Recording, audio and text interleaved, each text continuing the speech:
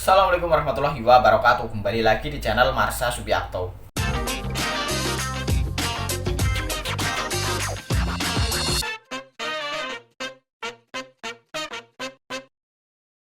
Pada kesempatan kali ini kita akan kembali membahas informasi menarik.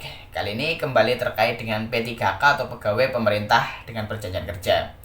Jadi pada kesempatan kali ini kita akan coba kembali bahas berkaitan dengan TPP P3K, tambahan penghasilan pegawai bagi pegawai pemerintah dengan perjanjian kerja.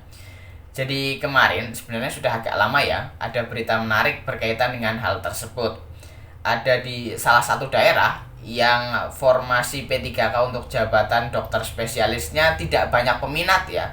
Jadi salah satu alasannya kemungkinan dikarenakan aturan terkait dengan pemberian TPP P3K. Pemberian TPP yang dibedakan antara PNS dan P3K mungkin menjadi salah satu alasan kenapa peminat pendaftar formasi P3K untuk jabatan dokter spesialis sedikit. Nanti kita akan coba lihat berita lengkapnya ya. Dan salah satu cara yang dilakukan oleh Dinas Kesehatan di daerah tersebut adalah mengusulkan ada revisi terkait dengan aturan pemberian TPP P3K. Apakah cara ini efektif untuk menarik minat dokter spesialis mendaftar sebagai P3K?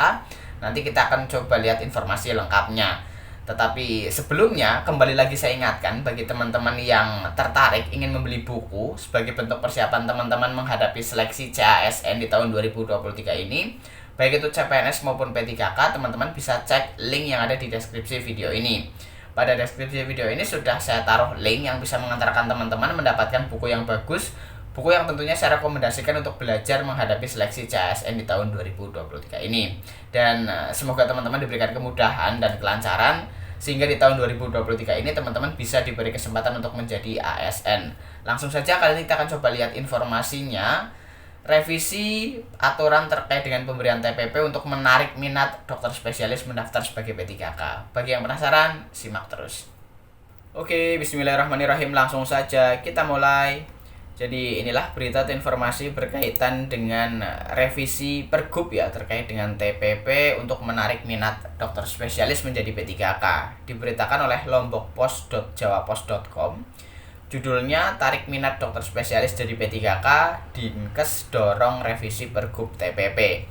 Kita coba bacakan ya. Kepala Dinas Kesehatan NTB Dr. HL Hamzi Fikri mengaku pasrah apabila formasi dokter spesialis di seleksi P3K tahun 2023 lingkup Pemprov NTB minim pendaftar. Mau bagaimana lagi, ujarnya saat ditemui di ruang kerjanya Rabu 27 September 2023. Kepala Lombok Pos dirinya mengungkapkan pengaturan insentif masih jadi kendala utama. Mengacu Pergub NTB nomor 13 tahun 2022 tentang TPP ASN di lingkungan Pemprov NTB menjelaskan TPP P3K mulai dibayarkan setelah melaksanakan tugas sekurang-kurangnya 1 tahun. Selain itu, pemberian TPP bagi P3K diberikan sebesar 80% dari TPP PNS. Di sisi lain, calon P3K tidak mengetahui berapa estimasi pendapatan atau gaji yang akan diterima. Dokter spesialis banyak yang mikir-mikir mau mendaftar P3K, jadi saran saya estimasi gaji ini dicantumkan di aplikasi pendaftaran, sehingga ada gambaran terangnya.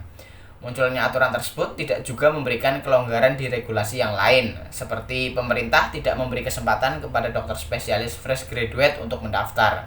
Disebabkan regulasi ini menuntut mereka harus memiliki pengalaman kerja minimal 2 tahun. Ini bagian dari kendala semuanya, kata mantan Direktur RSUD NTB ini. Kondisi tersebut membuat dokter spesialis akhirnya memilih fasilitas kesehatan dengan gaji yang layak. Dirinya memaklumi hal tersebut. Menjadi seorang spesialis bukan jalan mudah bagi dokter. Menyandang gelar dokter spesialis membutuhkan biaya sekolah maupun hidup yang tidak sedikit. Belum lagi soal waktu pendidikan yang tidak sebentar, karena itu jumlah dokter spesialis sangat sedikit.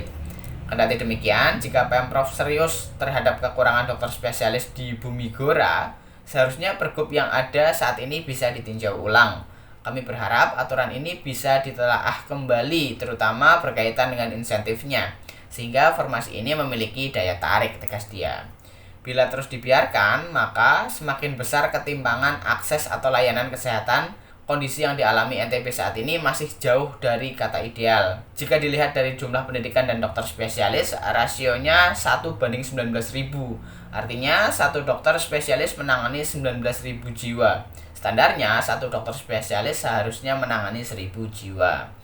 Diketahui, pengusulan formasi dokter spesialis DP3K 2023 lingkup Pemprov NTB, RSUD NTB 17 formasi, RS Mandalika 8 formasi, RS Manambai Abdul Qadir 12 formasi, dan rumah sakit mata 1 orang. Kebutuhannya mulai dari dokter spesialis anak, andrologi, anestesi, bedah anak, bedah plastik, rekonstruksi, dan estetis, bedah saraf, emergensi medis, kedokteran fisik dan rehabilitasi, jantung, mata, paru, THT, dan lainnya.